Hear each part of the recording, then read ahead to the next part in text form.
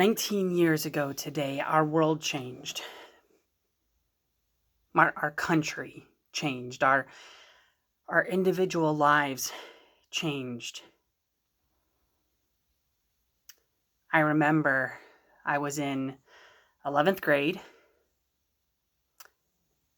and I was walking upstairs in Tamaqua High School, getting up to the top floor, and stood outside with about 10 or 15 of my fellow classmates, peeking into the room where there was a TV. It was at that moment that the first tower fell.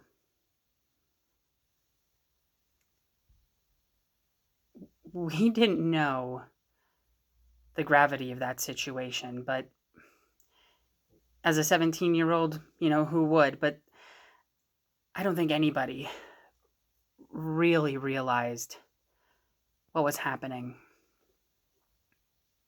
A little bit later then in the day, I was standing outside for gym class, and my friend Matt told me that a bomb went off at the Pentagon. People didn't know what was happening. People didn't have cell phones with news at their fingertips. That us high schoolers, we didn't have the ability we would have today with getting that news so quickly. And I also remember very vividly as we were outside and playing Ultimate Frisbee, I think, talking about all this and learning a little bit more and more of what happened. There was a plane that flew over our town. Now, I don't remember the timing of the day, but I know that there was a point where, as I reflected back on those moments, looking up at that plane may have been, what were the people thinking who were in that plane? Did they know what was happening? All planes were being diverted to the local, closest airport. And because we didn't know what was happening, I can't imagine what it was like for a loved one who knew that someone was traveling on that day. That night, I was about a year into my volunteer firefighter service, and that night we had our regular drill night. I remember walking into the firehouse, and they had the radio on. They didn't have a TV in the engine bay, but they had a radio on, and there was just this surreal atmosphere being with these fellow firefighters, knowing that fellow firefighters didn't make it.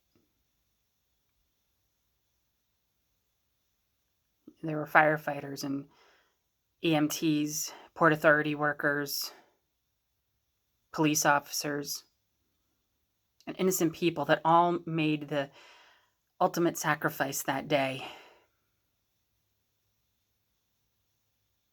And the question that we ask ourselves as people of faith is, where was God? How could God let this happen? There is no good answer to this question completely, but I do think that God was with those people who were on Flight 93, who took it upon themselves to act bravely, some of them calling home, to attack the hijackers so that no more death and destruction happened down here on the ground. God was with the people who were at home, who were sitting and waiting for phone calls, sometimes days later, to find out if their loved ones made it out of the Twin Towers. And I think God was with me as a teenager, walking the halls of my high school, not fully understanding the gravity of the situation, and not knowing what was going to be happening next. God was with every person whose heart was heavy that day. God was with the families of the victims. And God was with us in the following days as we all tried to make sense of what was happening. I pray that nothing like this ever happens again anywhere. Not just here in the US, but that God's children will stop fighting and trying to destroy the rest of God's children. As we take time to pause today, make sure that you take the time to spread a little bit of care, a little bit of compassion, a little bit of love. Today is a day to remember the fallen,